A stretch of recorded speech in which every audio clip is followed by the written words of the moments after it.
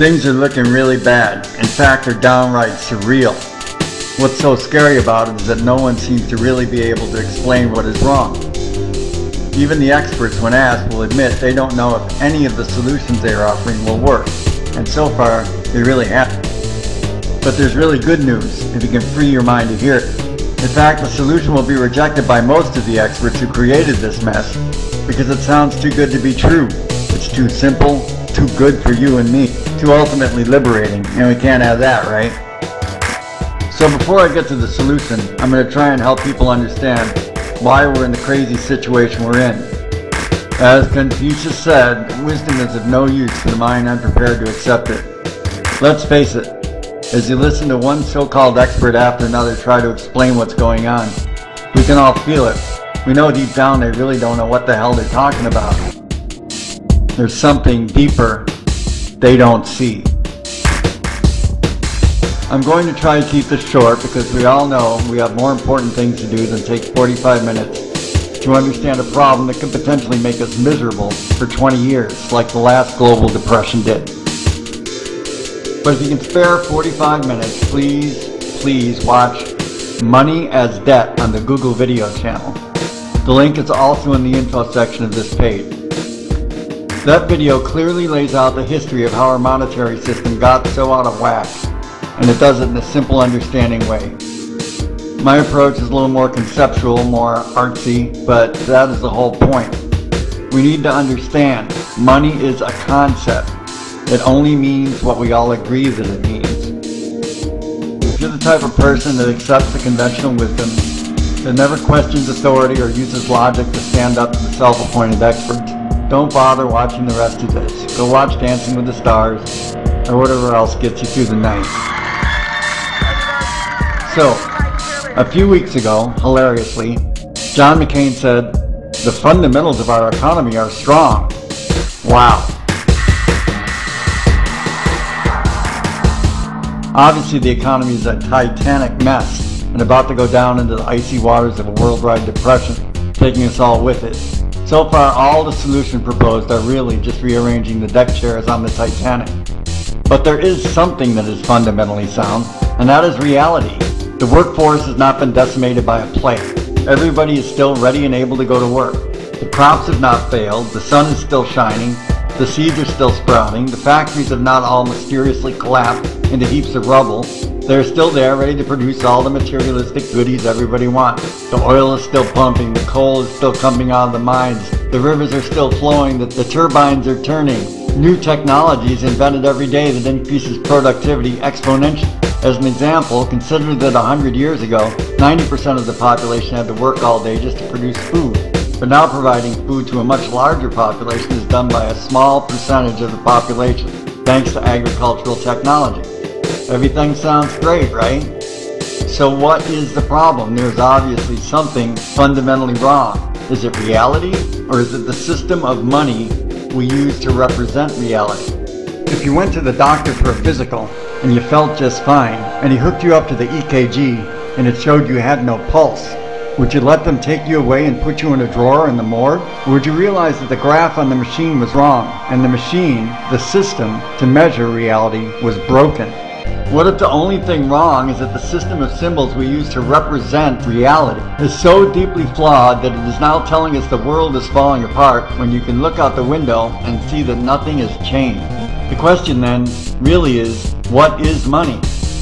It is a question that everyone assumes they know the answer to, but when you try to talk about it, you soon see that it is a weirdly uncomfortable subject, and everyone seems to have something they would rather do than think about it. So here we are, facing a global depression. People think about money constantly. How much do I have? How much can I get? How can I get more? Oh, if I can only get more, I just know I will be happy. Even people who already have enough money to buy 100 of everything they could ever possibly want still think more money will make them happy. Money, money, money. New York Exchange volume leader on 24. But it's hilarious and sad and frightening that no one ever really thinks about what money is. I ask people all the time to explain where money comes from, and they usually think I'm talking about paper money or coins. And so the answer they give is, the government just prints it up whenever they feel like. Wrong. Paper money and coin is currency. It is just a physical representation of money. Most of the money that exists in our economy only exists now as numbers in computers. Billion-dollar transactions are made every second without a piece of paper ever being involved. So where does that kind of money, the total money supply, come from? Do you know? Amazingly, hardly anyone does, even though it's no secret. The things I'm going to tell you will sound so crazy that most of you will think it's some paranoid conspiracy theory. But I encourage you to go to any source, such as Investopedia.com, a Forbes company, not exactly radicals there, and look up fractional reserve and the multiplier effect. Where money comes from in our system is the underlying problem that no one is talking about. In our global monetary system today, the only way to increase the money supply is to create more debt. I'll say it again. In our global monetary system today, the only way to increase the money supply is to create more debt. When you look at the big picture, you see that it is really a pyramid scheme of debt. It can't possibly go on forever. You can't keep paying off debt with more debt forever, especially when there is interest added to the debt with every transaction. The illusion we all fall for is that once debt money enters our daily world, it is indistinguishable from real money. When you cash your paycheck, you don't owe it back to your employer, so it seems like new money is coming into the system. But if you trace every dollar back to its creation within the system, it can only have come into the system as debt. And that is the only way money is allowed to be created under the Federal Reserve System.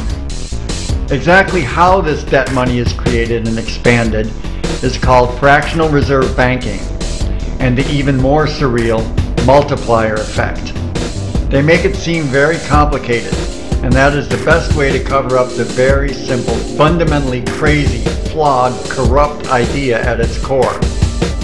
The money supply is increased by the government, allowing banks to lend more money than they have. One more time. The banks are allowed to lend more money than they have. It's been a great ride for the financial sector, which has expanded to become a ridiculously huge part of our economy, when in fact they produce exactly nothing, make nothing, manufacture nothing, create nothing. But in the system that creates money by creating debt, everything is turned upside down. So people who manufacture nothing but arrogant hype and hot air are obscenely wealthy, while those who bust their butts to put food on their tables or teach their kids struggle to survive. Watch Debt as Money on the Google video channel to get a great history of how this insane system came to be. Why are we in such trouble now? Until 50 years ago, we had the gold standard, which created real new money when gold was dug up, and the currency was based on that. But the gold standard was abolished.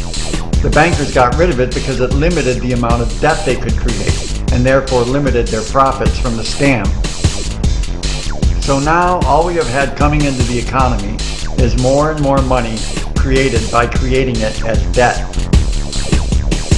The people running the show are pathetically sad, emotionally damaged money junkies, so hungry for their next fix, they can't see that they are heading for death by overdose, like a parasite that dies because it kills its host by sucking too much blood out of it at once.